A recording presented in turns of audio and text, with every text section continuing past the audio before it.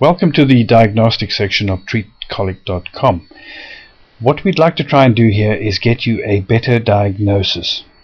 First of all, let's remind ourselves that the word colic refers to symptoms rather than a particular cause. Now, the strict medical diagnosis of colic is what they often refer to as the rule of threes, which simply means that the baby is crying for more than 3 hours a day, for more than 3 days in a week, and for more than 3 weeks in a row.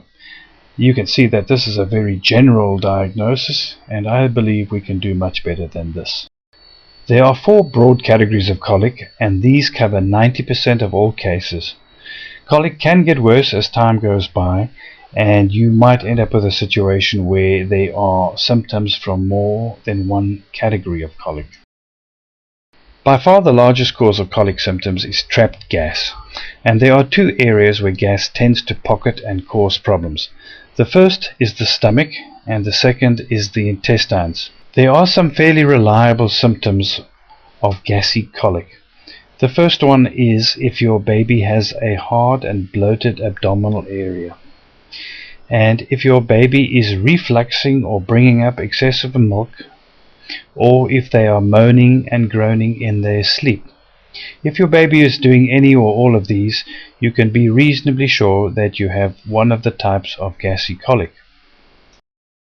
The first type of gassy colic that we're going to consider is gas that gets trapped in the stomach.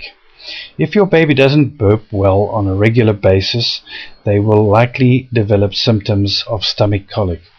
If they do burp and they are better, or if they don't burp and they are worse, you should consider stomach colic. If the symptoms frequently occur soon after feeding, and when I say soon I mean within an hour of feeding, you should consider stomach colic. Stomach colic often starts around 2 to 4 weeks, and babies with stomach colic often become quite fussy feeders because of the pocketed gas in the stomach area. Gas that is not released via burping often passes through to the intestinal area, which leads to the second type of gassy colic, which we've called intestinal colic. When we get to the treatment section, you'll see that the primary way to manage and treat stomach colic is to get the burps out. The next type of colic is intestinal colic. This is the largest category of colic and is often the result of stomach gas which has passed through into the intestines. It can begin when formula is changed, and it can simply be the result of the normal digestive process whereby gas is formed. Whatever the cause, the result is that the baby has a bloated feeling, and because they have not necessarily developed the muscle coordination to push it out, this can become more and more pocketed. Now, some babies can be quite tolerant of it and they'll simply moan and groan, whereas others will display more severe symptoms as time goes by. So what are the main signs of intestinal colic?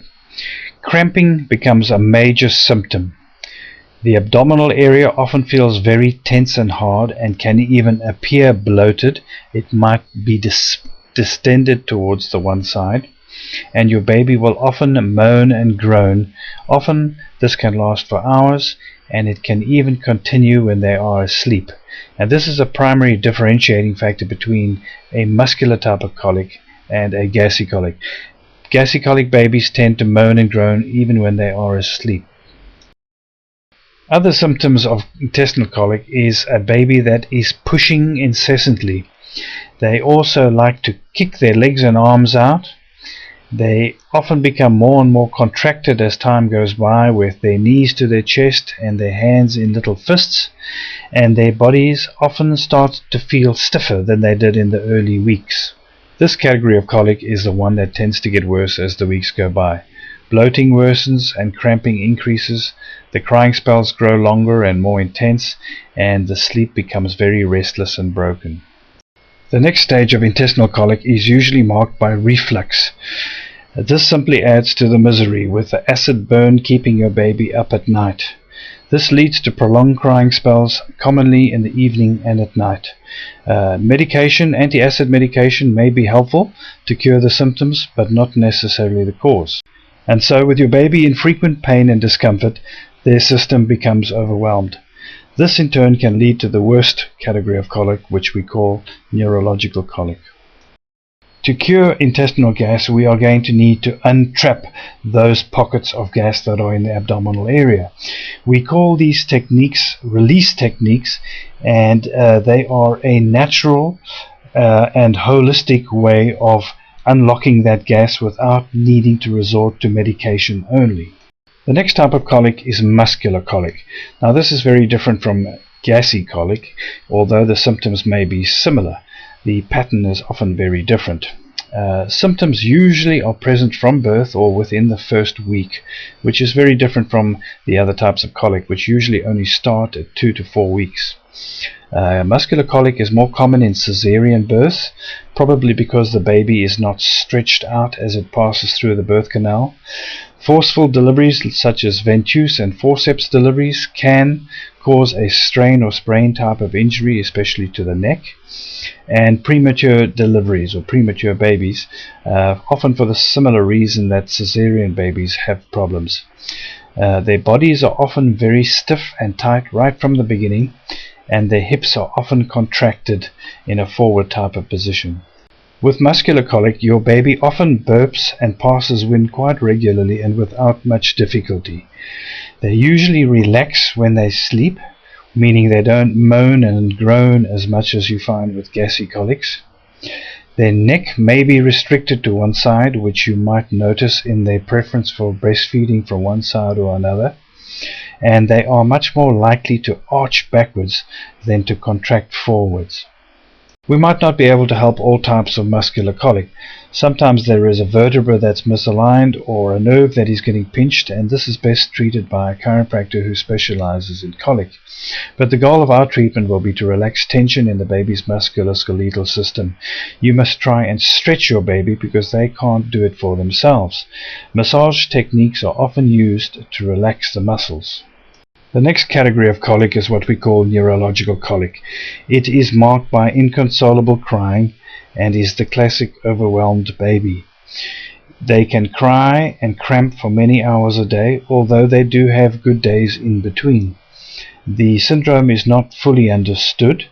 It could be due to poorly managed gassy or muscular colic that has resulted in an exhausted baby, and it could be simply a normal variant in the neurological development of the child. With this type of colic, it is common to have all symptoms: crying, cramping, moaning, groaning, stiff body, bloated abdominal area, not burping well, contracting and arching, refluxing, the whole lot. When we think of a baby with severe colic symptoms, this is the category. The first treatment goal with neurological colic is going to be to control the symptoms.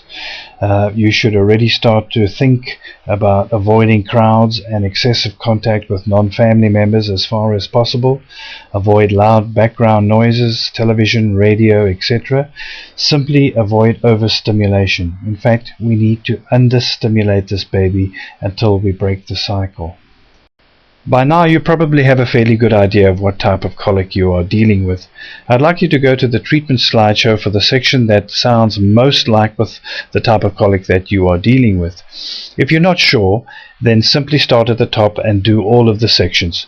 By process of elimination and by doing the different exercises, it might well become clear where the problem lies. Generally speaking, if there are exercises that your baby does not enjoy, it is probably the type of thing that they need the most.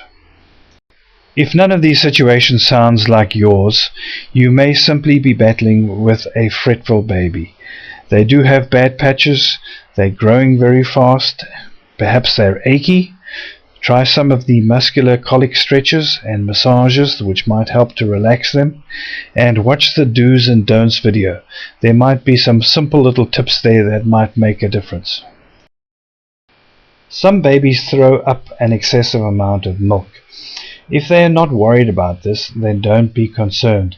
Sometimes their brain satiation centers are still immature and aren't telling them to stop drinking in time, and they drink a bit much and some of it comes up.